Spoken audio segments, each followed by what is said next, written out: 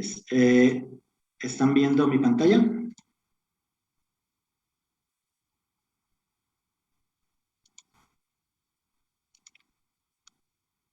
No, Si me permiten el acceso para poder compartir, por favor. a ver, Listo. Perfecto. Muchísimas gracias. Espero que estén viendo la pantalla.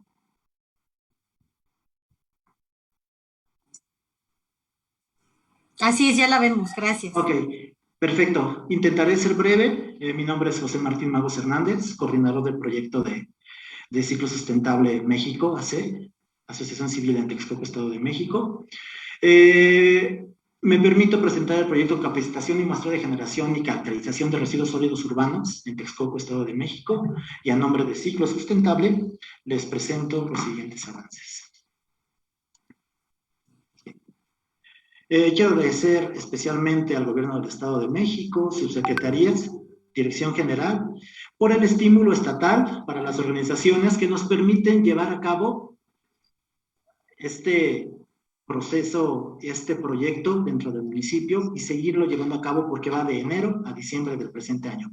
A manera de contexto, estamos en Texcoco, Estado de México, lugar de intervención del proyecto, el cual se ubica en el oriente del Estado de México, cuenta con una población de 270,000 personas aproximadamente, de acuerdo a datos del último censo poblacional de INEGI 2020, donde el 53% corresponde a mujeres y el otro 47% a hombres. Bien, como objetivo general tuvimos ejecutar un muestreo de generación y caracterización de residuos sólidos urbanos para el municipio de Texcoco como base para la gestión y manejo integral de estos.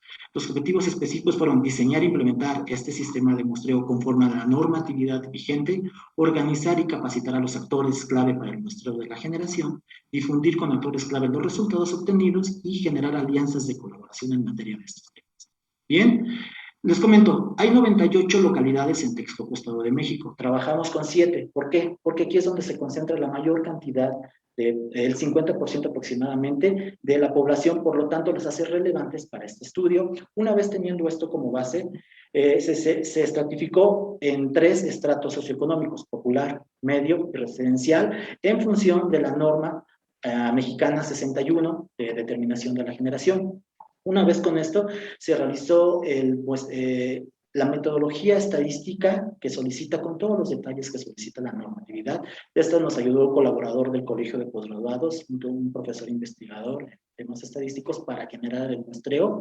Y una vez teniendo esto, se estratificó, cayendo dentro de este estrato 3 localidades: Montecillo, Cuautlalpan y Coatinchán, que se encuentran al sur de Texcoco, Estado de México, donde el equipo de Ciclo Sustentable salió a ubicar las casas que tuvieran estas características: casas con patios pequeños, vecindades o casas donde vivieran 1 o 2 familias en estas casas, y se beneficiaron directamente en este lugar a 22 a 23 personas, principalmente amas de casa, indirectamente a 92, que son los habitantes, contando los habitantes de cada casa. Bien, para el estrato medio se beneficiaron a 67 beneficiarios directos y 268 indirectos. El medio fue con patios más grandes, casas de apartamentos, y fueron dos localidades, San Joaquín Huapango y San Miguel Tlaxpan, que son parte de la zona baja de la montaña de Texcoco, Estado de México. Para el estrato residencial tenemos patios grandes, 50 metros cuadrados, son casas solas o departamentos de lujo. Se ubicaron y se beneficiaron a 96 amas de casa, 344 beneficiarios en directo. En total, estaríamos diciendo que se beneficiaron para este sector, que va a ser el de producción, generación de residuos sólidos no doméstico, 208 amas de casa y 744 beneficiarios indirectamente. Una vez, también se realizó un ejercicio inicial para el sector no doméstico, que son unidades económicas. Sin embargo, en esta parte, por términos de tiempo y alcances del proyecto, se quedó como eso, como un ejercicio inicial, pero nos da la base para saber en futuros años, en futuros meses, dándole continuidad a este proyecto, cómo está la generación de residuos sólidos en esta parte del no doméstico. Tuvimos 22 beneficiados directos que son dueños de locales o trabajadores, pero los indirectos estamos estimándolos porque había desde lugares que tenían 4 o 5 clientes al día, hasta lugares de 350 a 400, y estamos en esta parte, pero no deja de ser relevante para el proyecto. Bien, una vez teniendo esto, solicitamos anuencia municipal para tener el acceso y facilidad y difusión de nuestra intención de proyecto, y después teniendo esta nos fuimos a nivel local con las delegaciones, donde solicitamos anuencia para poder ejecutar nuestro proyecto de la mejor manera. Una vez hecho esto, se llevó a la capacitación del personal que trabajó, que principalmente son profesionistas del sector medioambiental, para prepararse en temas de residuos sólidos, capacitación a los participantes, llenado de formatos, separación, todo lo que tiene que ver con la normatividad que aplica para este muestreo. Una vez hecho esto, se hizo el contacto inicial. Los colaboradores salieron a la calle a identificar las casas bajo los criterios que se establecen, contactaron a las personas, les explicaban el proyecto, de qué iba a ser, los residuos, impactos, de dónde provenía esto, hacia dónde iba. Si aceptaban, se les daba una capacitación, principalmente en su casa, pero por temas de COVID no todos pudieron hacerlo, así que se tomó la opción, algunos, de capacitar, como ven en la imagen del lado derecho, vía WhatsApp. Se crearon grupos de WhatsApp para cada uno de los estratos y se fueron capacitando a personas vía también WhatsApp y grupos. Una vez que las personas estaban capacitadas y enteradas de que no iban a participar, se procedió a la recolección de residuos sólidos. Ahí es donde entra la primera parte del proyecto, que se llevó a cabo de finales de enero a principios de mayo. Es decir, que en periodos semanales, diariamente, los miembros de Ciclo Sustentable iban a las casas a recolectar los residuos sólidos bajo las características que les explicamos y bajo la capacitación que se les dio, y amablemente, principalmente las amas de casa, nos brindaban sus residuos diariamente. Ese fue un esfuerzo bien importante de la sociedad, que diariamente estaban brindando sus residuos bajo las características que las pedimos, diario, en las mañanas, periodos semanales durante esos meses. Una vez que teníamos esto, viene una parte, la más intensa del proyecto, que fue, llegando, se pesaban todas las bolsas, se sacaba la generación per cápita de la casa del día por el estrato, después se sacaba el peso volumétrico, posteriormente se separaban en función de la normatividad, la norma 19 y la norma 22, las normas mexicanas ambientales, y esto se hacía, se pesaba y después se vaciaba y se separaba manualmente por cada una de las fracciones que establecimos: cartón, envases, lata, plásticos de densidad baja, poliestireno, vidrios, residuos orgánicos, atención sanitaria, envolturas metalizadas, tetrabric, a mano. ¿Esto qué quiere decir? Que en el periodo que estuvimos trabajando esta parte, separamos manualmente bajo la normatividad más de 2 toneladas de residuos sólidos urbanos para este muestreo. Bien. Ahora, ¿qué tenemos como próximos pasos? Una vez que realizamos todo esto, estamos haciendo una integración, análisis e interpretación de los datos recabados, que de por sí son interesantes y relevantes. Sin embargo, nos dimos cuenta que agregando nuevas variables, como pueden ser ingreso económico, marginación, pobreza, vivienda, densidad de población, que son datos que ya existen dentro de bases de datos secundarias de instancias gubernamentales, podemos llegar a generar estimación de datos no solo para las 7 localidades, sino para todas las 98 localidades del Texcoco, obviamente mediante métodos estadísticos, mediante sistemas de información geográfico. Todo eso vendrá desglosado dentro de la entrega del reporte. Vamos a hacer una pausa porque estamos con problemas de transmisión. Ok. Perdón, denme 2 minutitos, permítanme. Claro.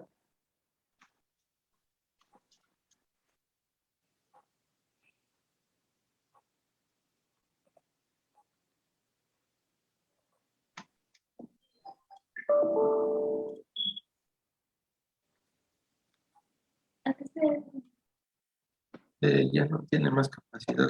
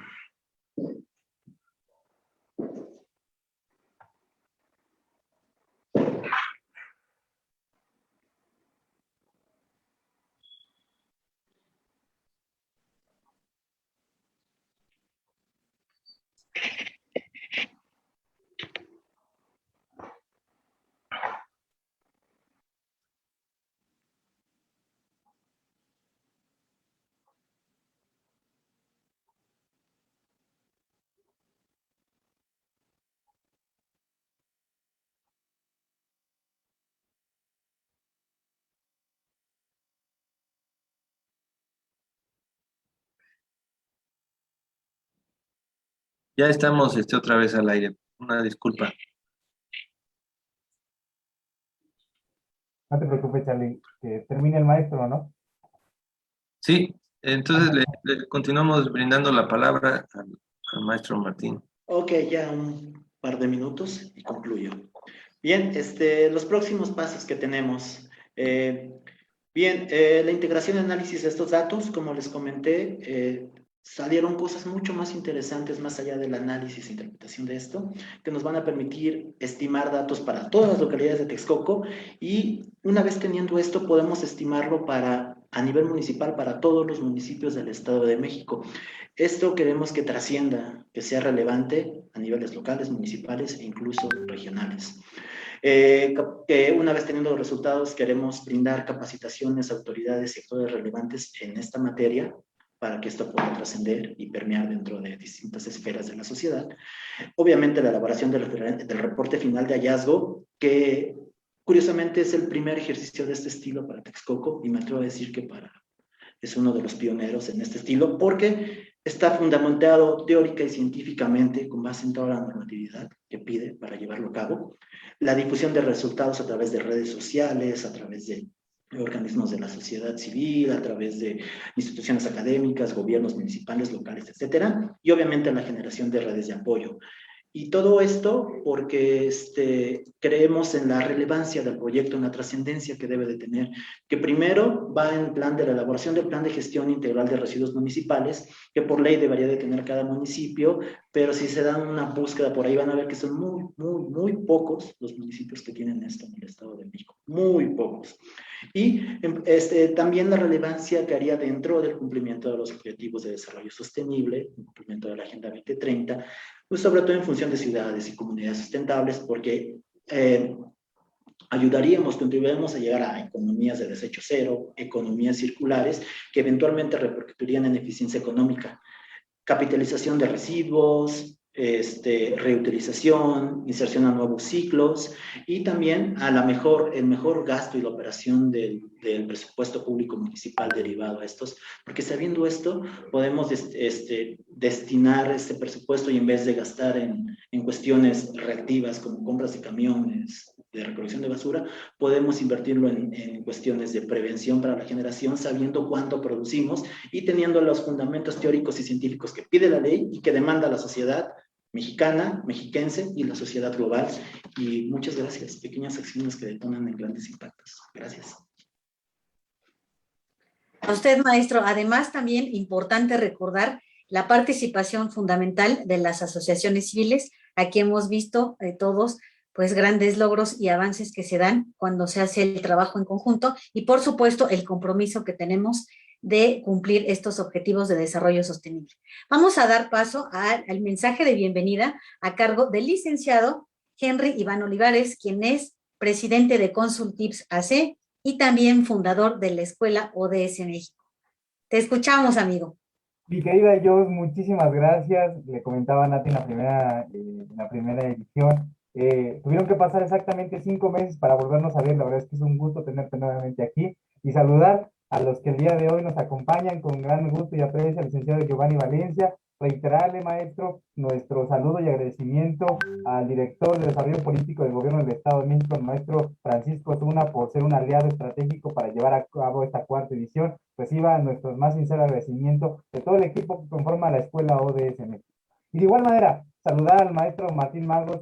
Siempre lo he dicho, la Escuela ODS ha buscado ser la plataforma también que logre difundir el trabajo de las organizaciones civiles, de las empresas, de los gobiernos, que desde luego viene empujando mucho por el cumplimiento de la Agenda 2030. Sin duda alguna, maestro, ha sido un trabajo excepcional que usted ha desarrollado a través de su organización y reiterarle que desde la Escuela ODS México, y estoy seguro que también desde la Dirección General de Desarrollo Político, siempre encontrará aliados para coadyuvar acciones y proyectos que nos permitan lograr a ese prometedor 2030. Y saludar con gusto y aprecio al doctor Armando Ávila, quien será nuestro ponente el día de hoy, en este día 2 de la Escuela ODS, Creo que el tema de la educación, el tema de involucrar a las universidades, a los estudiantes, el día de mañana nos permitirá lograr profesionistas ocupados y sobre todo ocupados en el cumplimiento de la Agenda 2030. El ODS 4, desde luego que forma parte indispensable en el actuar de las organizaciones civiles, de los gobiernos y de las empresas. Maestro, sea bienvenido a esta cuarta edición de la Escuela ODS. De verdad es un gusto y un placer recibirlo en este día 2. Y nada más, te concluyo mi participación agradeciendo a todos los que nos sintonizan a través de las redes sociales, a todo el equipo técnico que sigue haciendo posible esta cuarta edición de la Escuela ODS, y reiterarles que a través de estas capacitaciones que estaremos realizando en esta cuarta edición de la Escuela ODS, seguiremos recibiendo algunas propuestas de proyectos y alianzas que nos permitan fortalecer, no solamente en el Estado de México, sino también en México e Iberoamérica. Sean todos nuevamente bienvenidos a este día 2 de la Escuela ODS. Inauguramos los trabajos de este segundo día y que sea para el bien de todos y cada uno de ustedes. Muchísimas gracias. Gracias a ti. Además, recordar que la Escuela ODS es una propuesta, como bien lo dices, de México para el mundo. Entonces, vamos a dar paso también. Ya estamos muy entretenidos, interesados en esta ponencia, que recordar que el objetivo 4 que vamos a tratar a través de la educación, pues también es un factor clave para el desarrollo del país, y por eso voy a dar paso a la lectura de la ficha curricular de nuestro ponente de hoy. Él es el doctor Armando Ávila Dorador, quien nació en la Ciudad de México en mayo de 1975, es egresado de la licenciatura en Biología de la Facultad de Estudios Superiores Iztacala de la UNAM, donde también realizó estudios de posgrado en Ciencias Ambientales, una maestría en Docencia para la Educación Media Superior en el área de docencia, y también es doctor en Pedagogía con especialidad en Educación Ambiental. Actualmente funge como director de la División Académica de Ciencias de la Sustentabilidad de la Universidad Tecnológica Fidel Velázquez, una de las universidades públicas con mayor reconocimiento en el Estado de México y una de las más importantes de este subsistema a nivel nacional. Es además coordinador de la Red de Sustentabilidad Ambiental de la región Centro-Sur de la ANUYES y titular de la Mesa de Educación Ambiental del Consejo Consultivo para la Protección de la Biodiversidad y Desarrollo Sustentable del Gobierno del Estado de México. Además, es miembro fundador de la Red de Educadores por la Sustentabilidad de la Organización de Estados Iberoamericanos para la Educación, la Ciencia y la Cultura. Además, es un reconocido conferencista, capacitador y formador de docentes en áreas como planeación educativa, estrategias de enseñanza y ambientalización curricular. Es también autor de varios artículos publicados en diversas revistas de divulgación, así como un libro sobre la ambientalización curricular enfocado a la educación superior, publicado en el 2019 por el Fondo Editorial de la Universidad Autónoma de Querétaro. Actualmente tiene en prensa un libro sobre liderazgo educativo en las universidades, desarrollado como parte de un programa interdisciplinario sobre política y prácticas educativas. Pues como podemos ver, es todo un especialista, no solamente en el aspecto de educación, sino también en este desarrollo sostenible, que es sin duda importantísimo para el país. Adelante, doctor, lo vamos a escuchar con esta extraordinaria ponencia que se titula Impacto de la educación en la transversalidad de la Agenda 2030, a cargo nuevamente, reitero, del doctor Armando Ávila Dorador, académico de la Universidad Tecnológica Fidel Velázquez. Bienvenido y lo escuchamos con muchísimo gusto.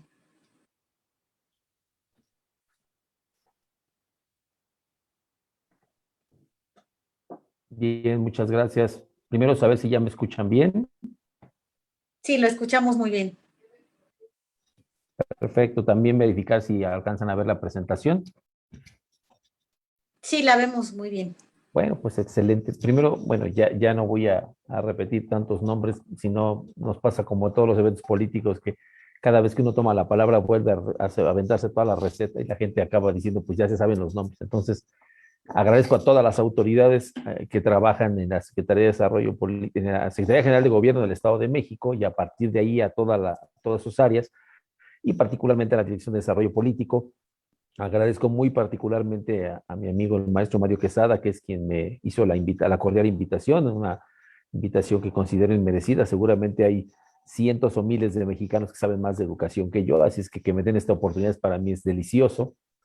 Reciban los saludos desde aquí de la Universidad Tecnológica Fidel Velázquez de la maestra Angelina Carreño Mijares, la rectora, quien además, pues, si no me diera permiso, no andaría yo por aquí. Cumpliendo con este protocolo que es necesario, pues bueno, hablar de educación para alguien que se dedica a la educación desde hace tantos años, pues el problema no es que me digan que lo hable, sino el problema es que luego me quiten el micrófono. Entonces, trataré de ser breve y tomar las cosas con calma. Espero que sobre todo la gente que me esté escuchando lo disfrute. Y como siempre les digo a mis estudiantes cuando estoy dando clase, de lo que vaya a decir, pues no me crean absolutamente nada. Preferiría que lo verifique cada persona, que tomen en cuenta los datos. Y a partir de eso, que saquen sus propias conclusiones. Obviamente lo que yo voy a dar no es una verdad absoluta, solamente es una apreciación personal. Entonces, voy a empezar por ahí. Déjenme nada más. Ahí está. Bien. Voy a empezar con un tema más elemental y dado el contexto. Ahorita nos dimos cuenta, ¿no? Estamos trabajando a distancia y parecería que es una cuestión pues ya muy superada, pero es algo en plena construcción para muchos de nosotros. Voy a empezar a meter un poquito de ruido en esto porque me gustaría que la gente que nos está viendo o que lo vaya a ver después, cuando tenga tiempo de verlo, obviamente, pues se haga preguntas. Hace poquito me entrevistaban para una estación de radio y me preguntaban qué opinión tenía yo sobre lo que se estaba dando con respecto al regreso ahora a las aulas. Y yo francamente creo que lo que dije fue una burrada, pero esa misma burrada la sigo sosteniendo y por lo tanto la voy a repetir. Yo siento que las vacunas llegaron demasiado rápido. Y les voy a decir por qué. No quiero con eso negar mi formación como biólogo y al contrario, me parece que es una gran ventaja de la ciencia que ahora tengamos la posibilidad de desarrollar vacunas tan avanzadas como las que ahora tenemos y que esto sea tan rápido, ¿no? Sin embargo, las pandemias van a seguir ocurriendo y han ocurrido en la historia de la humanidad.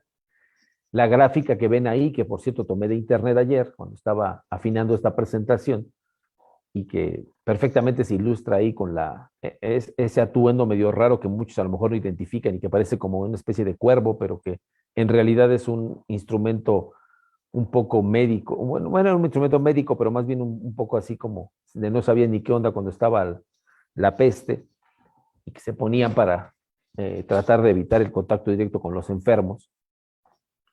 Pero la cosa es que las pandemias, si uno las estudia desde el punto de vista histórico, se van a dar cuenta de que todas las pandemias han cambiado a la humanidad.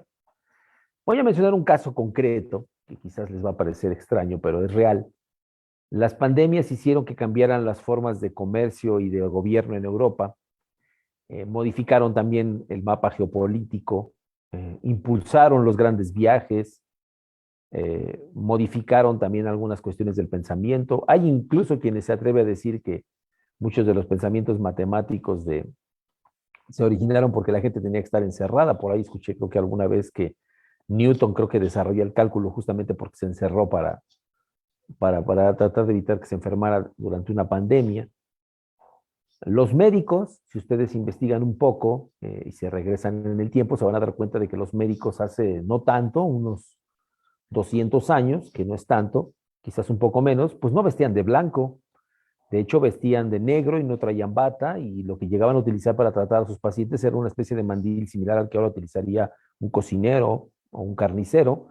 Y no acostumbraban además a lavarlo, ¿eh? Y el hecho de traer mucha sangre y restos de intervenciones previas, pues como que daba cierto caché, era así como ahora cuando vas a un consultorio y hay muchos reconocimientos, bueno, pues era muy obvio que alguien que tenía muchas manchas de sangre era porque trabajaba mucho.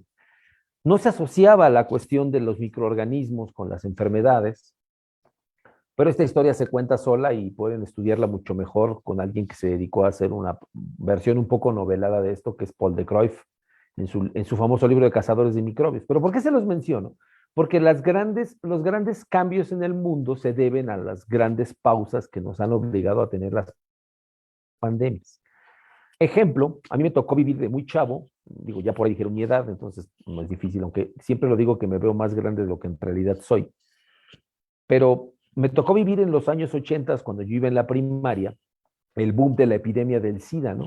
Y como no se conocía exactamente el origen, pues había muchos mitos alrededor de la enfermedad. Desde entonces hasta la fecha no se ha podido desarrollar una vacuna, lamentablemente, pero justamente porque no ha habido ni siquiera la cantidad de personas necesarias para probar una nueva terapéutica o una nueva forma de desarrollar.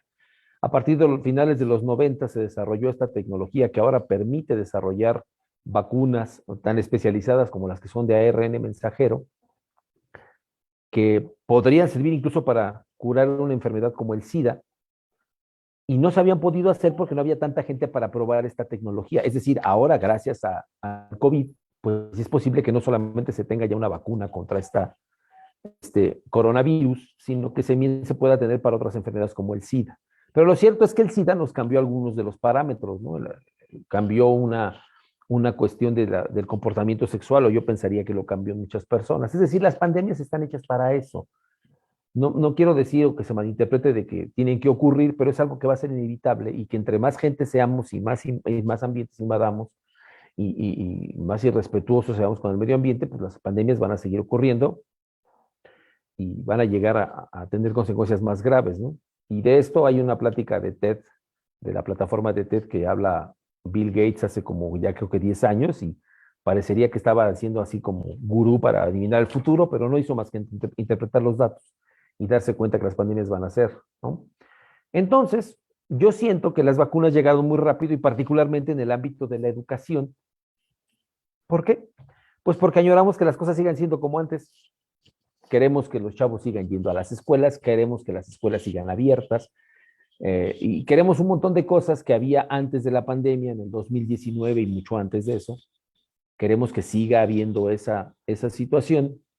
Y no entendemos que esta gran oportunidad que nos dio la vida de transformar el modelo educativo, aprovechando lo que ya existía, porque esto de las videoconferencias ya existía, esto del internet ya existía.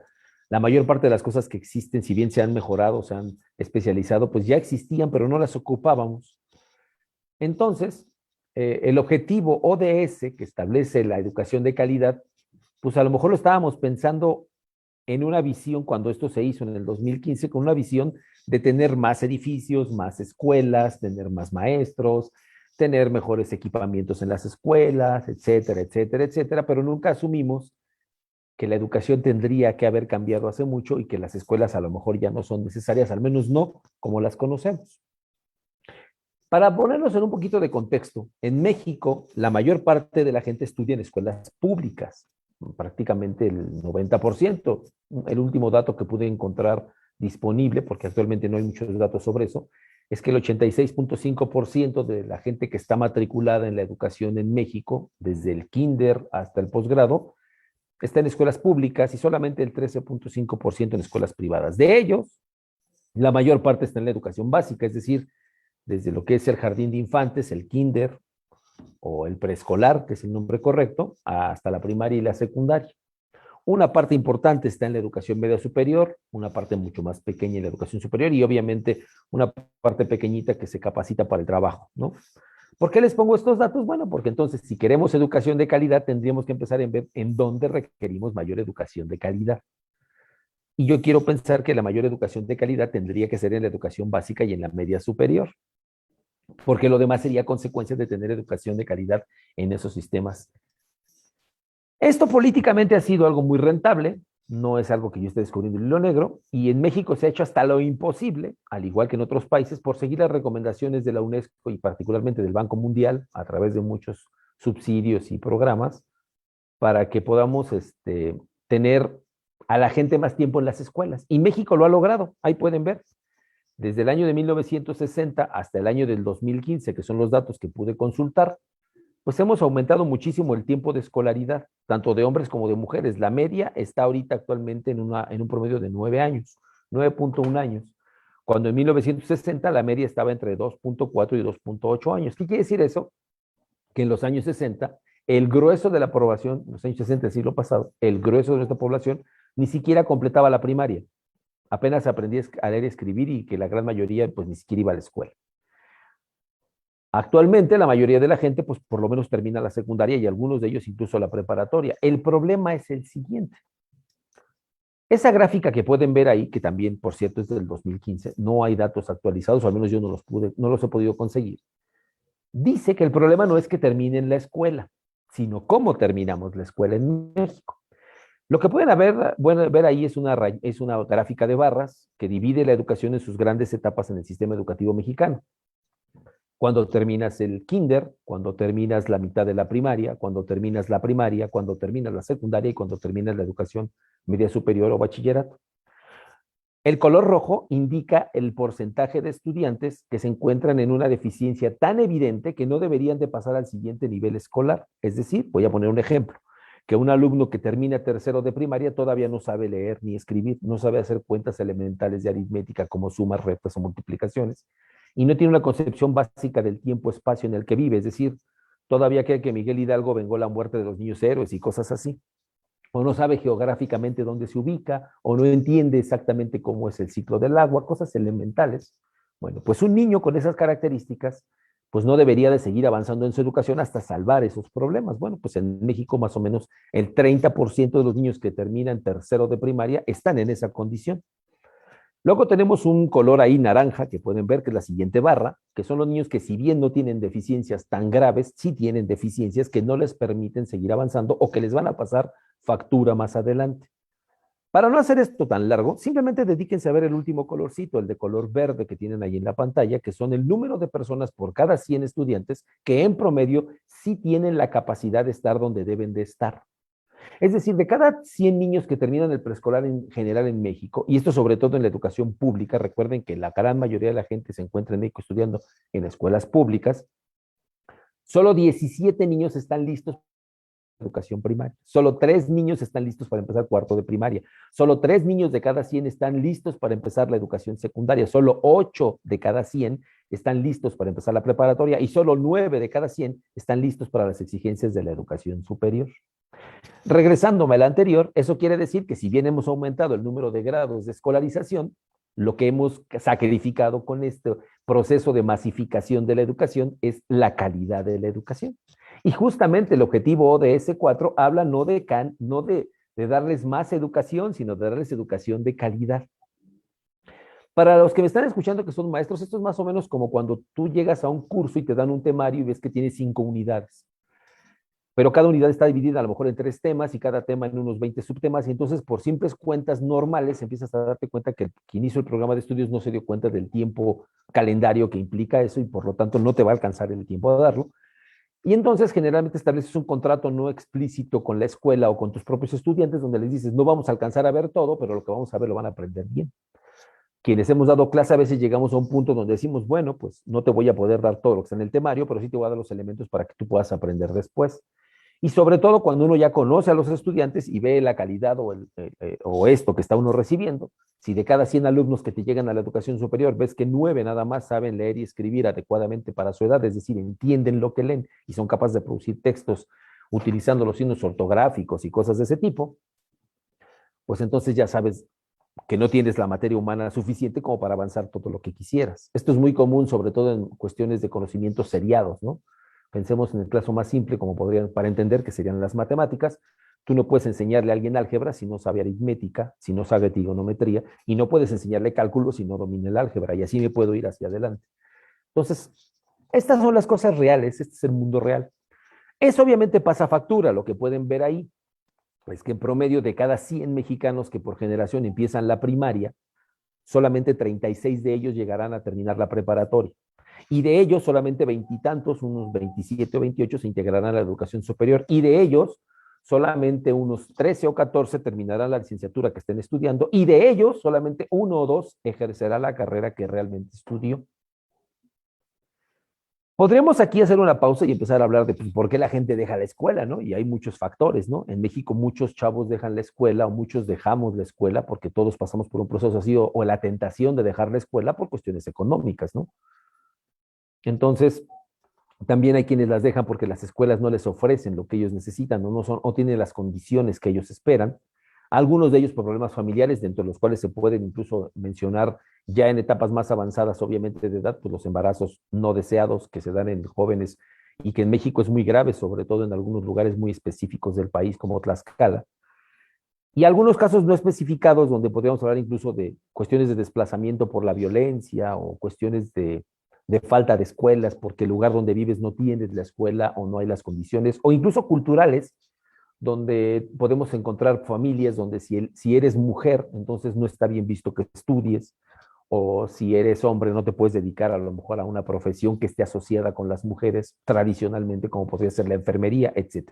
Es algo muy complejo para abordarlo en tan poco tiempo. Hay mucha literatura al respecto, pero en datos concretos lo que sí les puedo decir es que sí, cada vez llegan más estudiantes al nivel superior, pero cada vez llegan menos preparados para lo que la educación superior requiere.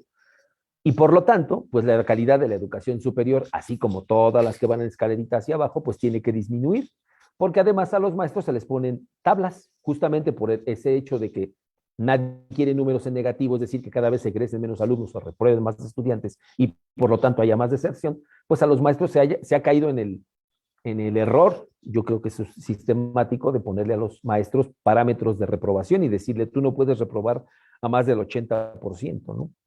Lo cual me parece absurdo cuando de antemano está recibiendo a más del 80% que vienen con malas bases de la educación previa. Entonces, existen cursos de regularización, existen muchas estrategias, pero, y ahí es donde está el gran pero, la gran mayoría de la gente no quiere que su hijo, entre comillas, pierda un año. Y esto mismo se asocia con lo que estamos viviendo ahorita. He hablado con mucha gente que tiene hijos en edad escolar y lo que me dice es que tengo miedo de que mi hijo, si no va a la escuela, pierda el año. Entonces, ¿qué es perder el año? Habría que preguntarnos exactamente si para hablar de calidad de educación tendríamos que estar sumando esto a perder el año, porque la mayoría de los que estudian el fenómeno educativo podrían afirmar y podrían demostrar con datos muy contundentes y con estudios científicos muy serios que la gran mayoría de la gente tiene un diferente ritmo de aprendizaje y puede haber un niño que se tarde a lo mejor el triple de lo que un promedio esperaríamos para que aprenda a leer, pero es mejor que repita las veces que sea necesario hasta que domine y aprenda a leer lo que entiende, y no que suceda lo que ahora está algo muy común, que escuchaba hace poco en un blog al doctor José Luis Trueba, un escritor muy famoso. Si no ha leído sus libros, pues chéquenlo, él es historiador, trabaja en un videoblog con Oscar de la Borbolla y decía, tengo alumnos de posgrado que aunque usted no lo crea, me preguntaron que por qué se dividen los párrafos, por qué cambia de idea de un párrafo a otro. Que un alumno de posgrado te esté preguntando algo elemental de lectura, de comprensión que tendrías que haber superado desde tercero de primaria, habla de lo que estamos haciendo mal. El caso está que los datos son contundentes. Esa gráfica lo especifica.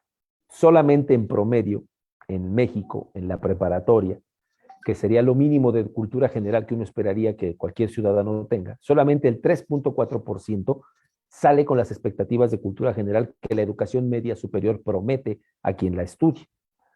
Es decir, será una persona con la capacidad de entender y de razonar. Y ahí viene otro problema. Si no tienes esa capacidad, si más del 50% saliste insuficiente, pues a la hora que tengas que elegir carrera saldrá otro problema, porque ¿qué eliges si durante todo el tiempo que estudiaste ni siquiera pudiste aprovechar al máximo lo que te dieron? Por lo tanto, no tienes idea de qué estudiar. Y resulta que terminas eligiendo una carrera que a lo mejor ya ni siquiera hace falta, porque hay otra cosa. Como yo se los decía al inicio de esta plática, cuando los ODS se plantearon en el 2015, se pensó en un futuro sin pandemia. Entonces, lo mismo pasaría con un chavito. Cuando escoge carrera, pues a lo mejor está escogiendo carrera a partir de lo que escucha o de lo que ve en el tiempo actual o del tiempo peor pasado. Es decir, a muchos alumnos yo todavía les pregunto por qué quieres estudiar una ingeniería, o por qué decidiste estudiar derecho, o por qué decidiste estudiar veterinaria. Y la gran mayoría de ellos no refiere un proceso de vocación, es decir, tengo vocación por, no. La mayoría dice porque mi mamá me dijo, porque en mi casa todos son abogados, porque siempre he querido ver ayudar a los animalitos, pues porque se oye padre que te digan médico o te digan ingeniero. Pero ni siquiera se han tomado la molestia de estudiar o de ver qué tendencias hay a futuro. Y ese es un problema también de la educación a nivel de la orientación vocacional. Los orientadores educativos, la gran mayoría de ellos siguen trabajando con baterías psicológicas de análisis, es decir, esas famosas instrumentos que nos daban a todos para rellenar, para encontrar según esto, para qué eres bueno, y siguen usando baterías que se usaban en los años 60 del siglo pasado. Y eso pues ya no. Entonces, deberíamos de empezar, si queremos realmente educación de calidad, tendríamos que empezar por cambiar ese tipo de cuestionamientos y empezar a darle a los muchachos una visión de lo que va a ser el mundo a partir del 2030. Un planeta donde va a haber menos oportunidades, donde va a haber más trabajo automatizado, donde va a haber una tecnología ya ni siquiera 4.0, sino llamada 5.0, de una interconectividad de las cosas, de un internet casi común hasta en los refrigeradores, y donde a lo mejor un contador ya no va a ser necesario, donde a lo mejor los administradores ya lo van a hacer a través de sistemas informáticos o sistemas automatizados, o peor aún, ¿no? Donde hasta un restaurante puede estar operado completamente por robots, desde el que te recibe en la entrada hasta el que te cobra la cuenta y pasando por el que te prepara los alimentos y te los lleva a tu mesa.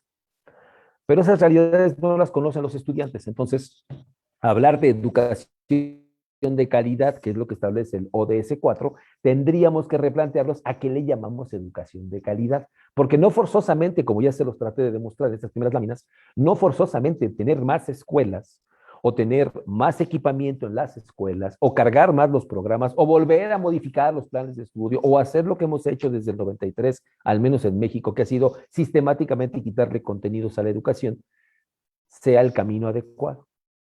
Entonces, no es un problema simple.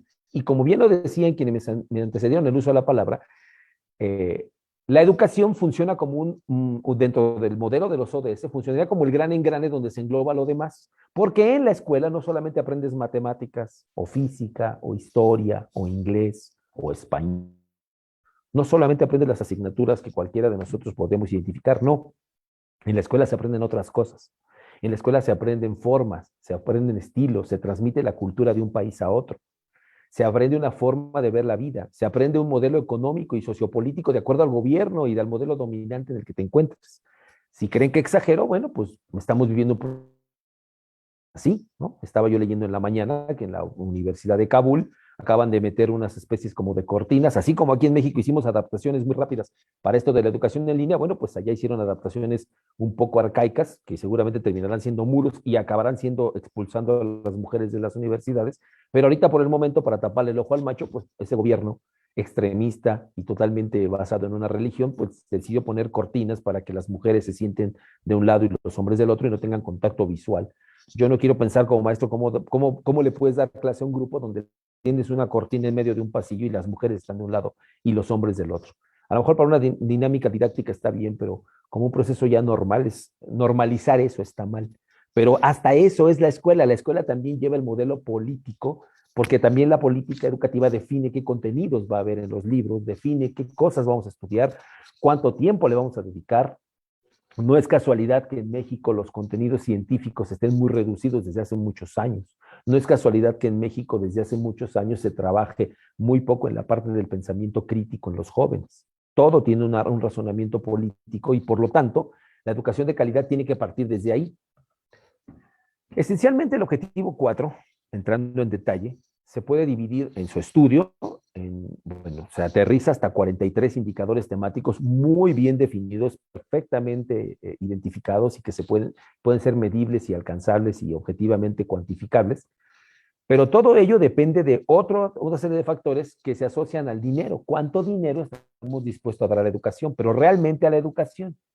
Porque en México se destinan miles de millones de pesos a la educación, pero una enorme cantidad, un gran porcentaje del dinero que se asigna a la educación en nuestro país, parte del sueldo como el que yo cobro.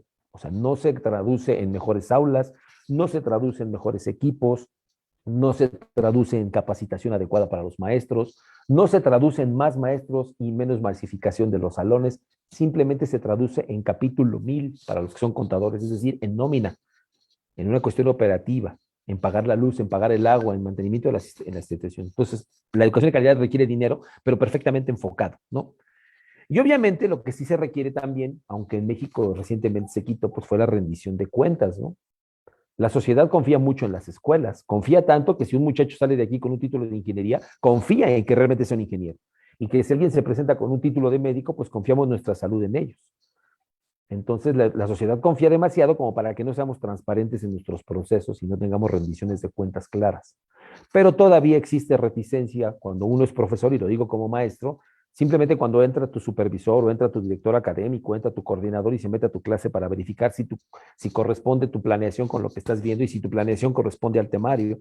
Si no decidiste ese día ahorrarte el psicólogo y utilizar a tus alumnos para hacer una especie como de terapia grupal y platicarles que te estás divorciando, o utilizar el salón de clase para sacar otro tipo de cosas, o para platicar un tema que no tiene que ver, o para vertir un poco de tus ideas políticas o tus ideas religiosas con tus alumnos. Es decir, es algo complicado porque la educación la hacemos humanos para humanos. Y entonces cada persona es un mundo y por lo tanto la educación es un fenómeno muy complejo de entender.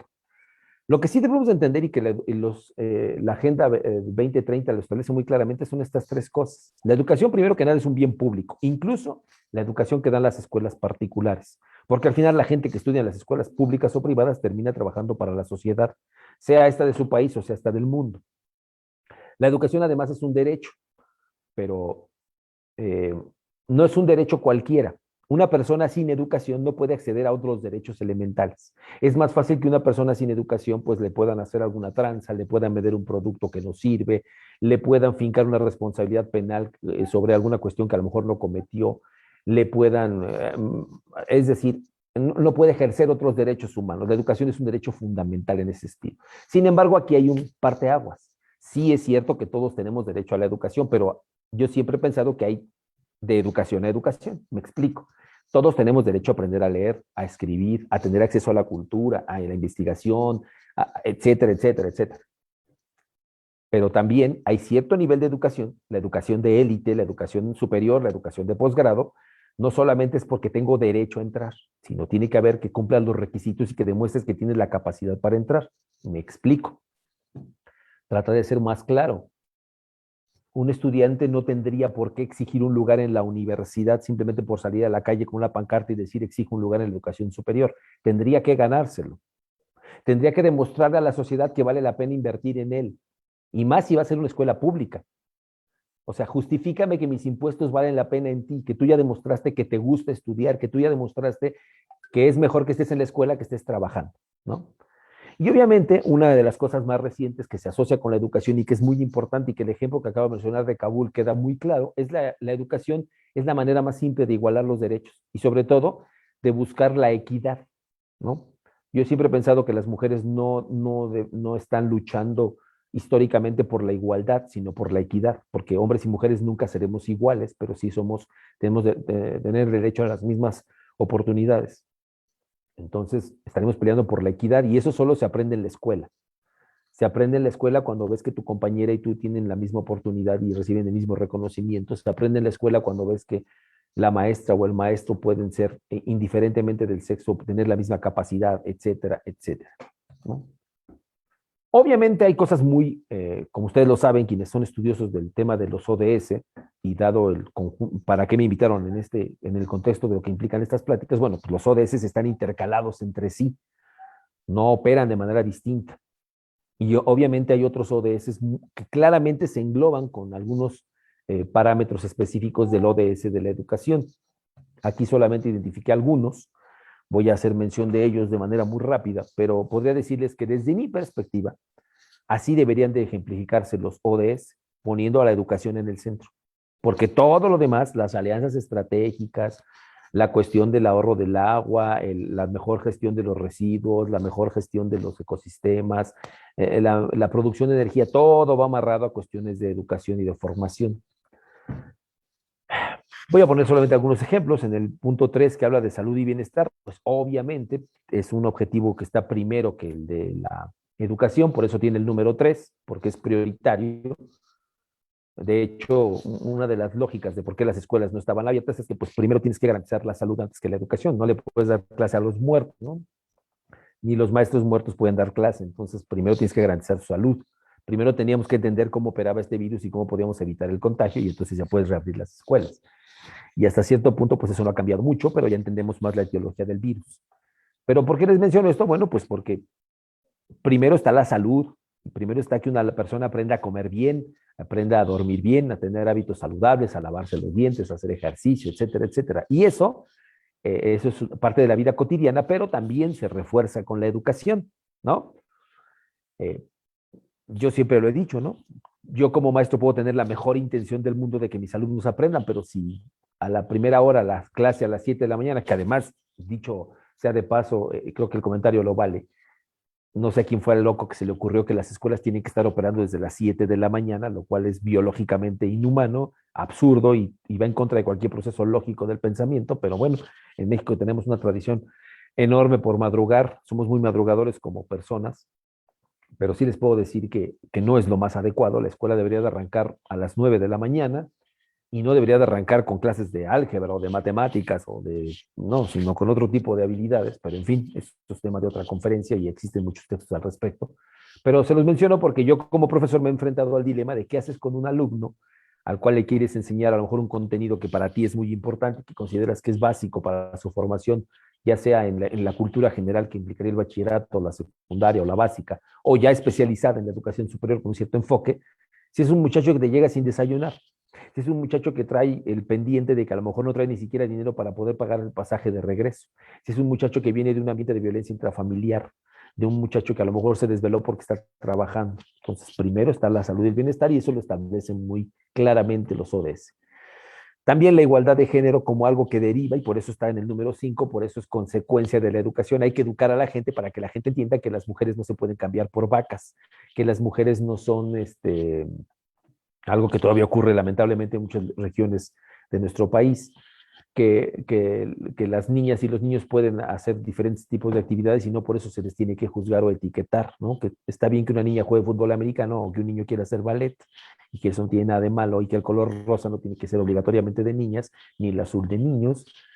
Entonces, cosas que tienen que ver, cosas tan simples como esas y cosas tan complejas como entender la diversidad y entender que no tiene nada de malo que una pareja homosexual, sea esta de dos mujeres o de dos hombres, decidan darse un beso en público y que eso no tendría que ser ofensivo porque no es ofensivo o no nos parece ofensivo que ocurra de manera heterosexual. Pero ese tipo de cosas también se aprenden en la escuela y para eso requieres también maestros que sean más abiertos de pensamiento y por lo tanto requieres otro tipo de cosas que parten de la educación. Obviamente, pues una de las cosas que más nos pega y que desde hace años está en el discurso de la sustentabilidad, pues es la cuestión esta del consumo responsable y ahora se le llama más recientemente como de la economía circular, pues todo eso se aprende en la escuela, ¿no? Y lo puedes hacer de forma tan simple como cuando les enseñas a los niños de primaria a operar una cooperativa. Y si ahora a la cooperativa además le agregas, porque sería una cuestión financiera, le agregas también el uso de empaques que no contamines, les explicas que si ellos traen su propio recipiente para recibir su bebida, pues es mejor. Y les explicas que pueden recolectar los desechos y llevarlos a una recicladora. También se puede aprender en la escuela, pero también le puedes decir al niño que las grandes decisiones que toma y algo que ahora es muy simple de hacer, gracias a la nueva Ley General de Salud, que tiene que ver con el etiquetado frontal, pues a un niño a lo mejor le puedes decir, mira, pues si tiene, aunque no sepas leer, ¿no? Por lógica, si tiene tantos sellos, pues te va a hacer más daño y tienes que moderarte en tu consumo, etcétera, etcétera, etcétera, ¿no? Otra cosa importante que tiene que ver con la educación y que es muy evidente es el trabajo digno. Lo peor que le puedes hacer a un estudiante es venderle humo. Decirle, te meto a mi escuela, te inscribes conmigo, pagas una colegiatura o pagas un derecho o estás conmigo y te doy educación y te forzo a hacer exámenes y trabajos y desvelos y para que tengas un título, pero si al final ese título no le va a permitir tener un trabajo honrado, honesto y que le permita vivir de una forma decorosa, con ese título entonces lo estás engañando. Si no le estás diciendo, oye, mira, bienvenido a la escuela, nada más que te aviso que estás entrando a una carrera que está saturada, ¿no? Estás entrando a una carrera en la cual pues vas a competir con otros cientos de miles que están estudiando lo mismo que tú, ¿no? Y que además, pues si te pones a investigar, tiene mucho subempleo, ¿no? Entonces, el trabajo económico digno para los jóvenes tendría que partir del hecho de que sepamos qué cosas son. Y en ese punto, los ODS dejan abierta la puerta para que cada país pueda identificar qué profesiones necesita, ¿no? Es muy evidente que México, pues a lo mejor ya no requiere tantos licenciados en administración de empresas. Ay, permítanme tantito, se está agotando la batería de mi compu. Denme tantito, un segundito. Déjenla conecto. Espérenme tantito.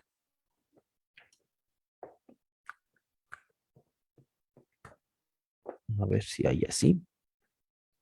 Ahí está. Perdón. Entonces es obvio que México requiere otro tipo de profesiones y no como las que lamentablemente siguen aumentando, ¿no? El otro día escuchaba al doctor Miguel Carbonell, un jurista mexicano muy famoso, que decía que en México, en promedio, cada semana se abre una escuela nueva donde se estudie derecho. Yo me pregunto, ¿realmente necesitamos una nueva escuela para formar abogados en este país? Yo me lo pregunto, les pongo un ejemplo a los que viven en la zona cercana aquí al centro de la Ciudad de México. Yo estoy en un municipio, Nicolás Romero, que es conurbado a la Ciudad de México, voy muy seguido para allá. Y en la Ciudad de México, pues no hay que ser un genio, ¿no? Súbanse al metro, bájense en el Metro Bellas Artes, vayan hacia lo que es el Museo de Memoria y Tolerancia, donde están las Secretarías de Relaciones Exteriores, y en este mismo conjunto se encuentran los juzgados de lo familiar, ¿no?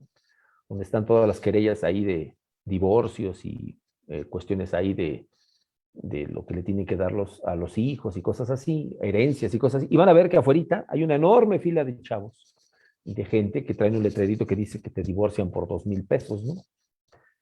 Entonces, a mí me daría mucha tristeza que a un chavo le puedas vender el hecho de voy a formarte como abogado y al final termine así, ¿no? O peor aún, ¿no? Algo como mi caso, ¿no? Que estudié biología y me prometieron que si estudiaba biología iba a ser investigador y me formaron como investigador, pero nunca me dijeron que para que yo fuera investigador tenía dos opciones, que se murieran todos los investigadores que están en los institutos de las grandes universidades de este país para que hubiera esos espacios o que se generaran nuevos espacios. Como ninguna de las dos cosas ha pasado, pues seguramente como yo, muchos que estudiaron conmigo biología, pues igual que yo, terminaron en el lado de la educación. Y no porque esté mal, pero para eso no invirtió México en la formación de un biólogo para que acabara dando rollos de educación. Creo que trato de explicarme por dónde va esto, ¿no? Finalmente, pues hay cuestiones específicas que tienen que ver con el clima, con los cambios, y no hay que ser un genio, basta con ver las noticias de lo que pasó ayer en Tula y aquí cerca de esta zona en Ecatepec, y lo que ha estado pasando, ¿no? Digo, ayer platicaba con una persona aquí en la universidad y le decía, me comentaba, oye, aquí los jardineros nunca descansan, siempre están cortando el pasto. Le digo, no, este año en particular más, porque no ha dejado de llover, y parece que vamos a llegar a Navidad y va a seguir lloviendo, ¿no? Pero todavía hay gente que afirma que eso del cambio climático es un mito, ¿no? Cuando es evidente que pues, el planeta está cambiando y que lo que tenemos que hacer es adaptarnos a esos cambios, pero no nos vamos a poder adaptar si desde chicos, si desde la escuela no nos educamos a ello. El ODS tiene, si no me equivoco, 4 o 6 metas. La primera meta tiene que ver con que toda la gente en el mundo por lo menos termine la educación básica, lo cual me parece muy bueno, pero yo sigo insistiendo que termine la educación básica bien. Les voy a poner aquí un ejemplo pequeñito. Cuando empecé a estudiar la carrera de biología, mi papá me regaló un libro que se llama El hombre y su mundo biológico. Es un libro que bien podría competir con el álgebra de Baldor y podría tener una bala quizás en un caso así complicado de defensa. Lo menciono porque es un libro bastante grueso. Cuando yo lo empecé a ojear, ya un estudiante de primer año de licenciatura, yo lo abrí y me llamó la atención que empezaba desde las teorías básicas del origen de la vida y llegaba incluso a la parte de tejidos de las plantas, tejidos de los insectos y todo. Y ahí entendí por qué mi papá me dijo que la biología era difícil. Si ese era su libro de secundaria, bueno, pues yo también hubiera dicho que la biología era complicada. Simplemente tomé el libro de biología de mi papá y luego lo comparé con el libro de biología que yo llevé en la secundaria. Yo llevé el libro de El ABC de la naturaleza de Álvaro Rincón Arce. Ese fue el que yo llevé en la secundaria. Y era como la cuarta parte del libro que llevó mi papá. Mi papá debía haber estudiado la secundaria, yo creo que en los años 50. Pero después lo comparé con el libro de secundaria de biología que yo mismo daba como profesor a principios de los 90 cuando empecé a ser profesor y ya era así como un folleto. Y ahora lo comparo con el libro de Ciencias 1 de secundaria de biología que llevan los niños de todo el país y prácticamente parece una burla, ¿no? Solo es un temario. Entonces, sí, pues sí, el chiste es que acaben más la enseñanza, sí es que bueno que todos acaben la escuela, el problema es que cuánto le estamos dando. Y si mucha gente en nuestro país, como ya vimos en las gráficas, solo llega hasta la educación básica, si nuestra educación básica está tan reducida, siempre con la esperanza de que después le van a dar lo demás que le haga falta, pues lo que tenemos son analfabetas funcionales con un certificado de primario de secundaria que pues, prácticamente solo dice que pasaron por ahí, pero igualmente son incultos. Y ahí entenderíamos por qué la gente antes, la gente de la generación de mi papá, la gente que tendría ahorita entre 70 y 80 años, pues es gente que sí acabó la primaria nada más, pero que a lo mejor sabe más que chavos actuales que pueden haber hasta terminado la licenciatura, ¿no? La segunda meta habla de la atención a la infancia y sobre todo la cuestión de lo preescolar. Bueno, lo que pide este ODS es algo muy elemental que ya ocurre en países de primer mundo, que los niños no solamente tengan en la escuela el acceso a la educación, sino que tengan un desayuno garantizado, que tengan muebles e instalaciones ergonómicas y propias para su edad, que los maestros y las maestras estén capacitados y que sea un ambiente seguro y estable para ellos, ¿no? La meta 3 habla de que todos tengan acceso a la educación, que todos tengamos la capacidad, pero particularmente las mujeres, de recibir algún tipo de formación técnica. Y esto es muy importante porque nos permitiría trabajar. Yo en la secundaria, no sé ustedes, pero yo recibí un taller de formación técnica, que ahora creo que ya los han ido quitando, pero que eran esenciales, porque si tú ya no ibas a poder estudiar, tenías por lo menos algo con que defenderte en la vida de manera honrada, ¿no? Entonces, habría que fortalecer también la educación técnica, y eso también tendría que estar polarizando a la educación para el trabajo, mezclada con la educación formal que damos las escuelas. Y esto obviamente pues de calidad, ¿no? Y ahorita voy a entrar al final, cierro con lo que para mí es la educación de calidad. La meta 4.4 habla de que se pueda mejorar la relación que hay entre la educación y lo que le damos en la educación y lo que requieren las empresas. De nada sirve que yo saque a un muchacho de la educación superior y llegue a la empresa y se dé cuenta que los aparatos, los softwares o el lenguaje que utilizan en la empresa o en la institución donde se integra está a años luz de lo que él vio en la escuela. Entonces, eso implica también una reforma, una manera de que los laboratorios y todo el proceso académico esté actualizado y se mantenga de la mano con el sector productivo. La meta 5 habla esencialmente de que la educación, si bien debe ser para todos, debemos tener especial cuidado con aquellos grupos que de antemano son más vulnerables. Los que viven en zonas aisladas, los que pertenecen a grupos históricamente marginados, como podrían ser los grupos originarios, mal llamados indígenas, pero sí originarios, los pueblos originarios. Y obviamente aquellos niños que viven en situaciones de vulnerabilidad, ¿no? Que ya vienen de ambientes de pobreza, de violencia, de donde hay muchas carencias. Para ellos tiene que haber más educación. O sea, está bien que haya mejor educación para todos, pero si tenemos pocos recursos como gobierno, tendríamos que enfocarnos en esas zonas en particular donde hace más falta la educación. Y esto también se traslapa a otros aspectos como la salud y las comunicaciones que tienen que ir hacia allá, ¿no? De nada me sirve que una escuela que esté en una zona urbana tenga todo, si a lo mejor un chavito que ahorita no puede venir a la escuela por esta cuestión de la pandemia, donde vive ni siquiera hay una compañía que le pueda surtir del internet, ¿no? O que no llegue la señal ni de televisión, ¿no? La meta 6 habla de algo que parecería superado, pero que no lo es la competencia de lectura, escritura y aritmética. Históricamente, PISA nos mide cada año a los mexicanos y a otros países. Históricamente cada vez salimos peor o simplemente no subimos. En términos futboleros somos como un equipo que no desciende a segunda división, nomás porque no hay segunda división, y seguimos jugando en la misma liga, pero no llegamos, no aspiramos siquiera a calificar a la liguilla, ¿no? Seguimos sacando chavos que no saben leer y escribir adecuadamente, y lo peor es que PISA nos ha demostrado que no hay diferencia, o al menos estadísticamente no hay una diferencia significativa entre quien invirtió miles de pesos en la educación de sus hijos en una escuela particular de gran renombre contra aquel que lo mandó a la escuela que tenía más cerca, aunque no tuviera los recursos. Es decir, no es la escuela per se, no es la institución, no es el edificio, no es el modelo, es nuestro sistema educativo lo que está fallando, ¿no? Habla también de la cuestión, algo mucho más fino y que yo veo más complicado, que creo yo que es muy difícil de alcanzar, que ya es una educación particularizada a los estilos de aprendizaje, a los modelos, a las cosas de la pedagogía más moderna, hablando incluso de cuestiones como lo que sería la propuesta de las inteligencias múltiples o el desarrollo de la inteligencia emocional y cosas así. Pero en pocas palabras, lo que les pongo ahí al final es, lo que me queda claro a mí es que sin educación no vamos a hacer nada. Y en ese sentido coincido con muchos expertos que históricamente han dicho que solo hay 3 cosas importantes que tiene que hacer y garantizar un gobierno y que tiene que hacer y garantizar una familia, que es la educación, en segundo lugar la educación y en tercer lugar la educación. Pero hablamos de educación de calidad.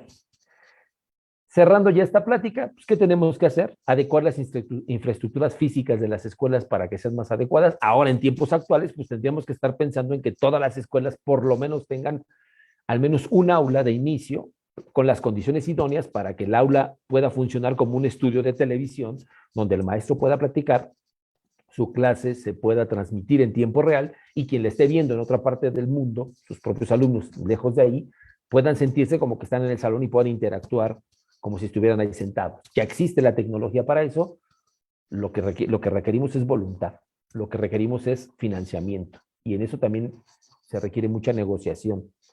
Se requiere también que las escuelas hagamos esa sinergia con las empresas, ¿no? esa parte a lo mejor de condonación de impuestos a cambio de mejorar las escuelas. Pero pues, me estoy metiendo en cosas que no son, a lo mejor quizás como acostumbro, pero al final esto, si se dan cuenta, termina siendo también una cuestión de política. Requerimos becas, muchas becas, y ya el concepto de beca que existía en tiempos anteriores, cuando yo estudié, donde la beca era para el niño inteligente, donde la beca era para el que tenía mejor promedio, donde la beca era para el que era destacado para el deporte, eso ya no funciona. Incluso hay algunos autores, y yo me sumo a ellos, que creemos que eso de dar becas a los que hacen cuestiones deportivas es un error. Si creen que exagero, y conste que no estoy en contra de lo que es la educación integral, y yo también hice deporte cuando iba en la universidad y honrosamente representé a mi universidad. No, véanse un documental que está en Netflix que se llama Varsity Blues y habla justamente de cómo se utilizaron los deportes para que muchos chavitos sin talento deportivo, pero también sin talento académico, entraran a universidades quitándole lugares a otros, ¿no? Y cómo se presta también otras cosas, ¿no? Y también la cuestión esta de discriminación que genera, no en México no mucho, pero sí en países anglosajones, particularmente en Estados Unidos, donde el deportista de élite se convierte en un muchacho que puede bulear a los demás, que puede ser agresivo con los demás, que puede no entrar a clase y que al final termina obteniendo un título, ¿no? Entonces, sí hay que dar becas, pero becas bien. Yo, por ejemplo, he sido crítico muy fuerte de las becas que se le dan a las muchachas que van a tener un hijo por el hecho simplemente que van a tener un hijo durante su etapa educativa. No estoy en contra de que se les apoye, no, pero muchos estudiantes han malentendido que es una especie como de reconocimiento a aquella alumna que se embarazó. Y no digo que se embarazó en primera persona, sino que tiene un embarazo, no estoy excluyendo aquí la cuestión de pareja, pero que quiero que se entienda. Piénsenlo porque alguna vez esto me hizo razonar una alumna que me dijo, ¿cómo es posible que mi compañera, que pues bueno, es su vida personal, pero está embarazada, le dieron una beca y yo que pedí una beca porque no tengo ni siquiera para una laptop, pues a mí no me apoyen porque yo no estoy en esa condición de vulnerabilidad, pero pues yo he tratado de hacer las cosas bien y yo entendí que ahorita embarazarme no era lo más correcto. Entonces, habría que analizar exactamente los sistemas de becas. Tampoco se valen las becas generalizadas. Yo también estoy en contra de eso y eso es lo que genera a lo mejor ese tipo de imágenes que ahora tristemente vemos de chavos que reciben becas monetarias y no voy a mencionar de dónde, pero todos sabemos de dónde vienen, que les llega un dinero en efectivo y que se convierte a lo mejor en los tenis de moda, en el teléfono de moda, hasta en caguamas, ¿no? Entonces, yo creo que sí es algo que tenemos que analizar. Sí se hacen falta becas, pero hay que saber qué tipo de becas y qué tipo de programas para dar esas becas. Una cosa importantísima en la educación y que a veces se descuida demasiado son los docentes. Cuando yo me he puesto a leer, he platicado o he conocido sistemas educativos más avanzados que el nuestro y con mejores resultados en todos los aspectos, la clave no está en los edificios, ¿eh? Si creen que exagero, les pongo un ejemplo. Uno de los sistemas educativos más buenos en el mundo es el de Dinamarca, al igual que casi todos los escandinavos, incluido Finlandia y todo ese rollo. Bueno, pues hay una serie de televisión que también, por cierto, les recomiendo, si estamos hablando de educación, pues hay que recomendarlos entre maestros. Hay una serie en Netflix que se llama Rita.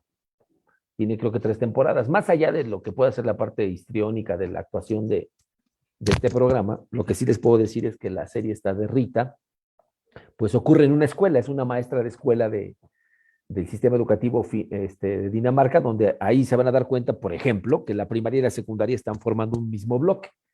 Pero independientemente de eso, hay un detalle que casi nadie se da cuenta. Los salones son de pizarrón de gis, no tienen cañones en cada salón, no entran a las 7 de la mañana, de hecho entran como a las 11 de la mañana allá a la escuela. Claro, hay que entender que allá en Dinamarca es diferente, pues hasta las cuestiones de los ciclos con respecto al tiempo que tienen sol y cuando no lo tienen.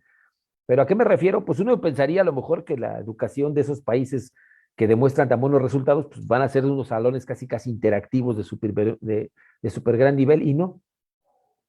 Entonces, pues si quieren vean la serie, les voy a dejar algunos consejos importantes, pues se van a dar cuenta. Eso también está la serie esta de Merlí, del profesor de Barcelona, y también se van a dar cuenta que los pizarrones son de gis, ¿no? Ni siquiera son pintarrones como aquí, y no usan cañones y cosas de esas. Entonces, yo creo que sí, la parte esencial que te demuestran estos dos ejemplos es que la clave de un buen profesor es el profesor.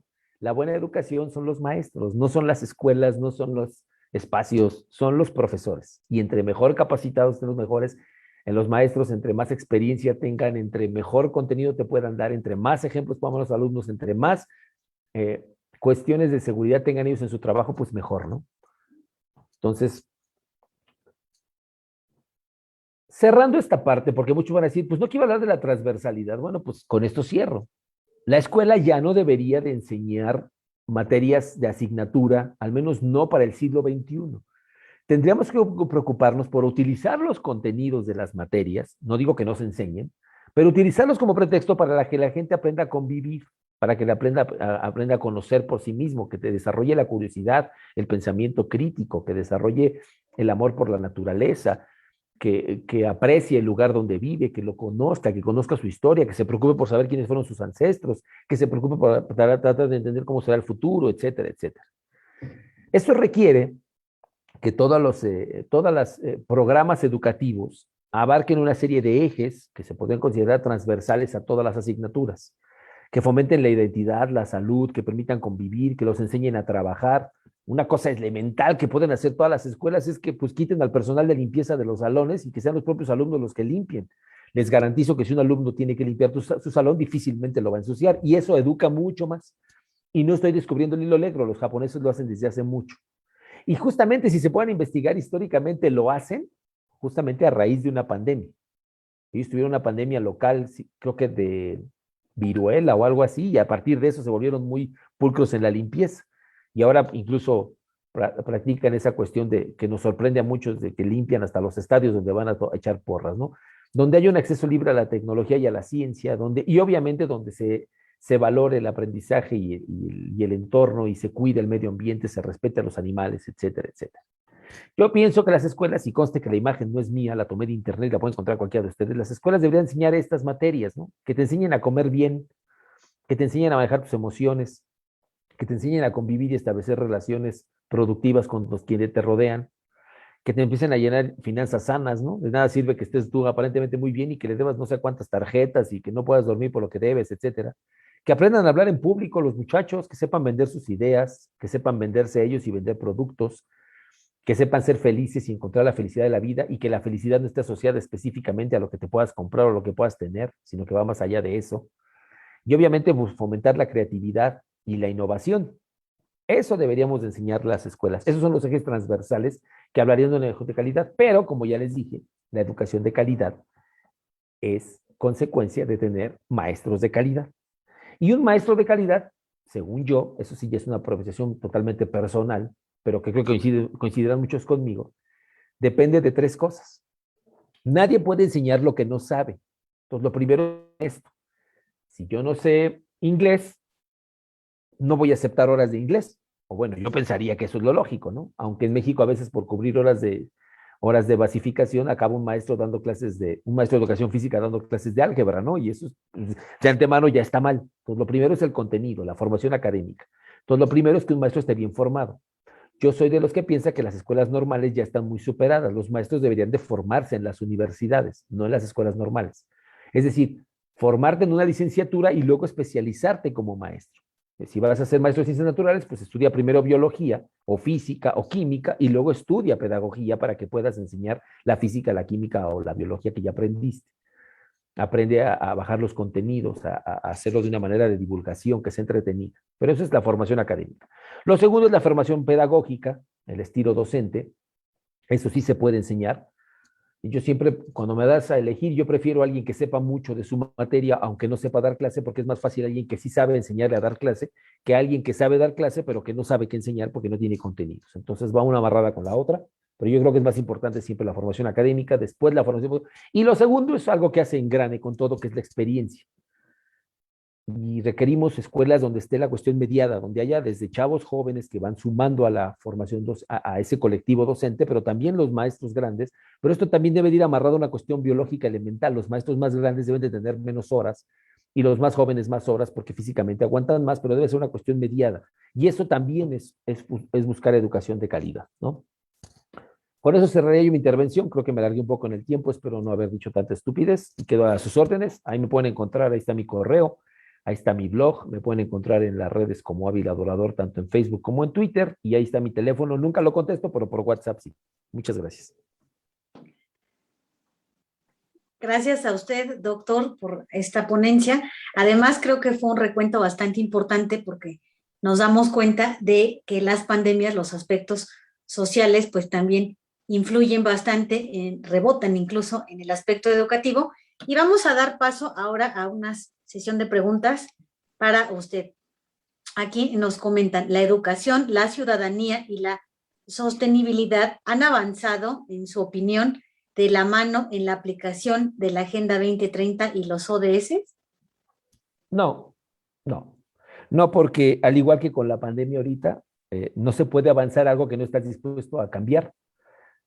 Es como todo lo que tiene que ver con la sustentabilidad. Lo primero que tienes que hacer es cambiar tu paradigma. Y entonces no puedes cambiar algo si no estás dispuesto a cambiar paradigmas, ¿no? Entonces, difícilmente la educación va a poder avanzar si seguimos pensando en el mismo paradigma. Y lamentablemente, en la mayoría de los países del mundo, pero particularmente en aquellos países como el nuestro, donde tenemos una enorme biodiversidad y que pertenecemos a ese grupo de países que se encuentran en la franja del planeta donde se encuentra la mayor cantidad de biodiversidad, pero también donde se generan la mayor cantidad de los fenómenos naturales que luego impactan, donde además nuestra contribución al calentamiento global es mínima comparada con las grandes industrias que se encuentran en el hemisferio norte, sobre todo. El problema es que seguimos manteniendo un modelo educativo prácticamente igual. Y la razón es muy simple. Digo, no hay que ser un genio. El problema es que la educación también es un tema laboral. Tú no puedes de la noche a la mañana decirle a los maestros que ya no va a existir lo que tenemos, lo que estamos construido durante cuando tienes a cientos o miles de personas que vivimos de la educación y que no les puedes decir de un día para otro, pues ya no existe, ya no es necesario así. Quizás algunos me están escuchando y van a decir, este cuate está loco, y seguramente tienen razón, pero a lo que voy es a lo siguiente. No sé ustedes, pero yo he aprendido muchas cosas y he solucionado muchos problemas a partir de meterme a tutoriales que se encuentran en la red, en YouTube, ¿no? Por ejemplo. Cosas tan simples como preparar un pastel que dices, nunca he hecho, pero estoy encerrado y tengo aquí harina, pues voy a ver que si mínimo una galleta gigante, a ver si me sale. Y lo aprendes con un tutorial de YouTube, no requerir a la escuela de repostería, no requerir consejos. Tengo aquí alumnos que ya no es como hace 20 años que decían, oye, que no le entiendo al profesor X, ¿no? Pues me meto y veo a Julio, profe, y aprendo matemáticas con él y le puedo poner pausa cuando me vaya al baño y le regreso si no le entendí. Y ese tipo de paradigmas que ya son diferentes le pegan a quienes nos formamos en un ambiente anterior. Les pongo un ejemplo. En el Estado de México se ha impulsado mucho el modelo dual, que es el hecho de que los estudiantes se vayan directamente a una empresa y sea la empresa la que los forme y nosotros llevamos un proceso paralelo con ellos de formación académica. Y hay papás que han venido aquí conmigo, se sientan en esta oficina y me dicen, es que a mí no me cabe en la cabeza que mi hijo sí está en la escuela, pero no viene a la escuela.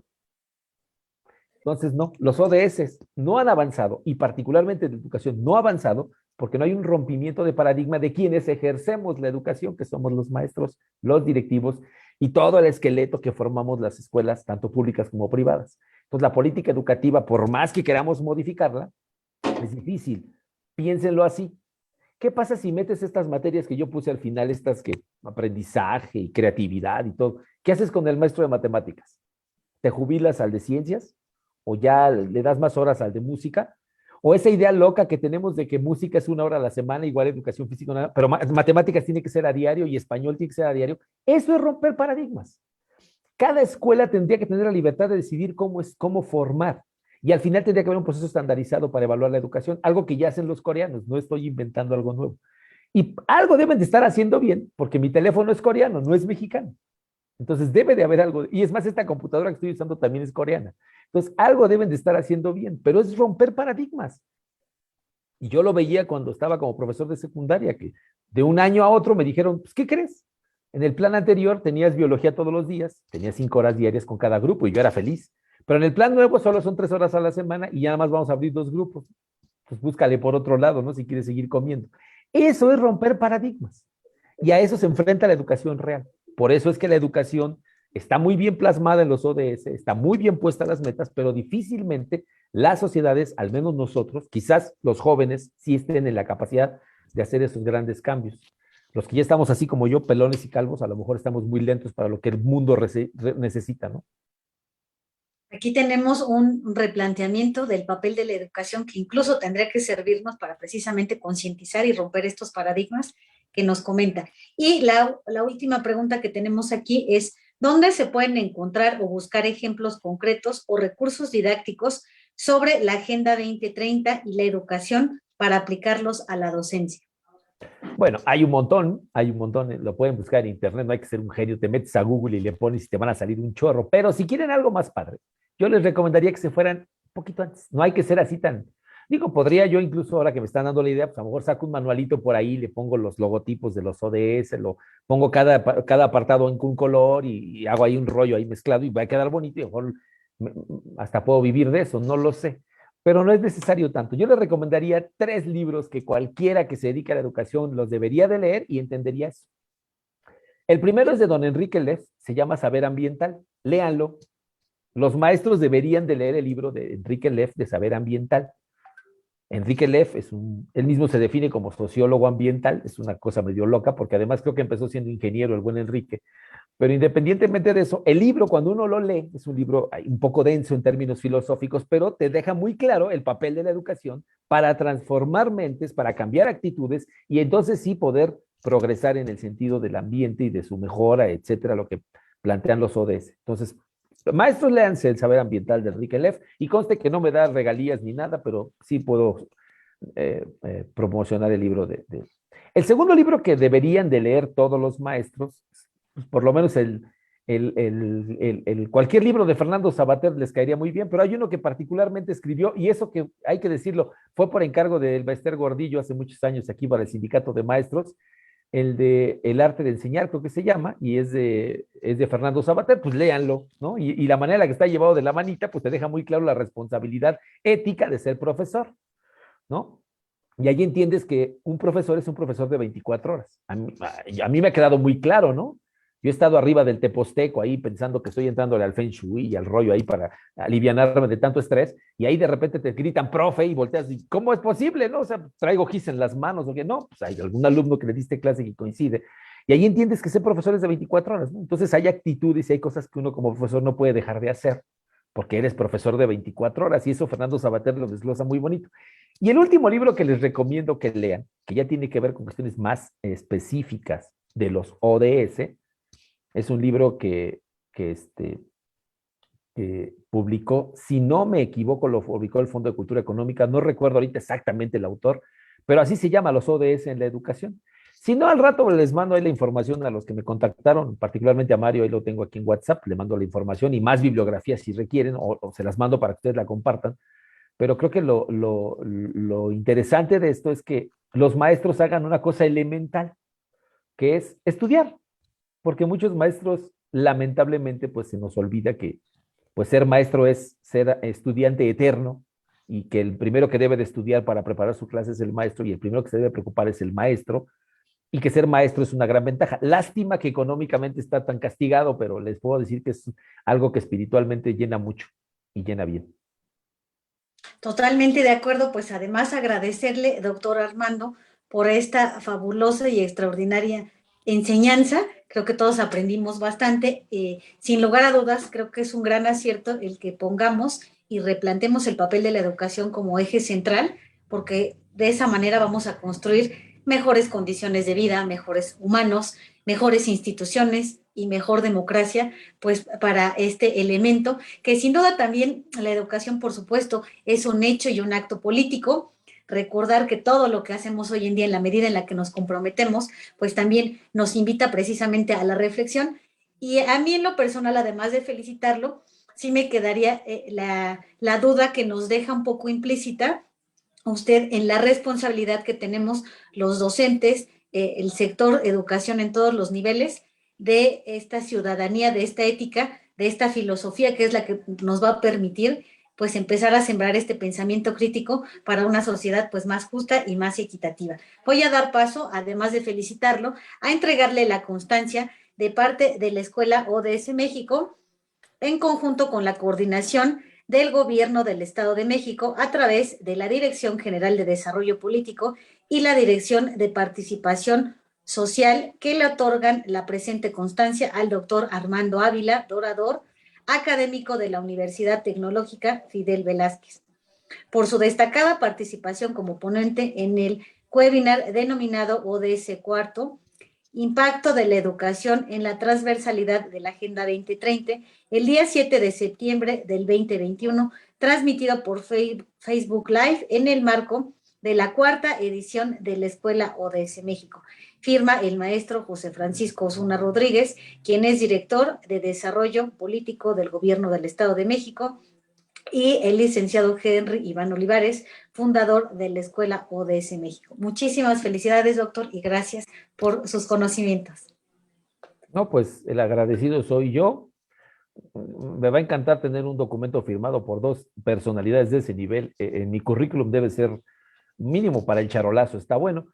Pero una cosa que quiero aprovechar el final, y esto es importante decirlo, agradezco mucho que me inviten. Creo que hay mucha gente y es momento de abrir las puertas a escucharnos. Los que hacemos investigación o pininos en investigación educativa en México estamos convencidos de que la mejor educación o la educación como tal no ocurre en la escuela, porque eso no lo mencioné y siempre que me invitan a hablar de estos temas lo digo. La bronca es que en la escuela nada más están 5 o 8 horas, ¿eh? El resto de la educación es en casa. Entonces tendríamos que también estar pensando en la educación de calidad que damos desde casa. Y es mucho de cuestionarse si los papás son los primeros que ponen a sus hijos a ver la biografía del Chapo Guzmán cada 8 días, en lugar de estar viendo la biografía de personas que valdría más la pena imitar. Entonces son cosas que habría que estarnos cuestionando también. La educación de calidad no nada más es responsabilidad de la escuela, es una cuestión compartida. Y la educación más importante, la verdadera educación, es la que se da en casa. Totalmente, además, resaltar que menciona la investigación, que es un aspecto desafortunadamente bastante olvidado.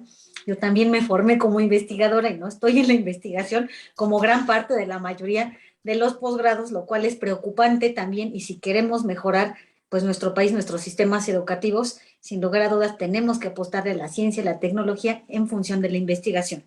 Muchísimas gracias y vamos a cerrar aquí con las conclusiones de parte de Alejandro Reynosa Estrada, quien es gerente regional para Be The Match México y nos va a dar unas palabras. Adelante, lo escuchamos. Hola, buenas tardes a todos. Mucho gusto a todos y muchas gracias por el espacio. La verdad es que conclusiones suena a que yo voy a cerrar un poco el tema. Honestamente no es tan así. Yo por supuesto que sé mucho menos que estoy mucho menos preparado que el doctor Armando. Ha sido todo un, ha sido pues digamos que muy ilustrador todo lo que nos ha compartido hoy. Yo en realidad lo que quiero decir y un poquito hablando sobre los ODS y la educación en nuestro país, en México, yo lo que vengo a hacer es una atenta invitación para todas las personas que estén siguiendo esta transmisión y quienes vean también las repeticiones. Be The Match es una asociación civil, somos el registro mundial más diverso de potenciales donadores de médula ósea o células madre, con las que se tratan enfermedades en la sangre como leucemia, cáncer en la sangre, que es la segunda causa de muerte infantil en nuestro país. Y justamente este fin de semana, de la mano de otras organizaciones, me permito compartirles la invitación. Estaremos en Metepec, en un evento denominado Caravana Metepec, en el Parque Ambiental Bicentenario. Estaremos todos con Gigi, Banco de Tapitas y Be The Match. Todo esto con la intención de incidir en la cultura de la donación de nuestro país. Estaremos haciendo acopio de tapitas, trenzas de cabello, juguetes y claramente registrando a las personas que así lo deseen darse de alta como potenciales donadores de células madre. Todo esto desde sus autos, de ahí la denominación de caravana. Estaremos de 10 de la mañana a 4 de la tarde en el Parque Ambiental Bicentenario, sábado 11 y domingo 12. Esto también como parte, como decía, de nuestro granito de arena para poder contribuir en este tema de la donación en México, que pues digo, está apenas en pañales. Muchísimas gracias por el espacio y pues nada, buenas tardes. Gracias a ti, Alejandro. Además de este importante mensaje, pues ver los resultados de la educación quizá cívica, de sumarnos a este tipo de campañas muy ad hoc, con los objetivos, también con el planteamiento que se tiene. Ya estamos dando resultados, nos vamos a sumar muchísima gente a esta campaña, porque parte de este proyecto y de esta Escuela ODS México, en conjunto con las secretarías del Estado de México, es precisamente esto, que los resultados teóricos se vuelvan acciones, que sumemos a esta gente que también está comprometida y se está involucrando, para que dejemos de pensar que la teoría es solo eso y que no impacta en la realidad. Muchas gracias, Alejandro. Yo me despido, estuve muy a gusto con ustedes. Mi nombre es Jocelyn Velázquez, creo que tuvimos una extraordinaria sesión, segunda de la cuarta edición de la Escuela ODS México. Agradezco muchísimo a las secretarías del Gobierno del Estado de México, a la Escuela ODS, a todos los participantes y por supuesto a todo el público que nos acompañó en esta extraordinaria sesión. Espero también que sigan al pendiente de las distintas páginas de lo que vamos a llevar a cabo en esta fabulosa cuarta edición. Mi nombre es Jocelyn Velázquez, que tengan excelente día. Muchas gracias.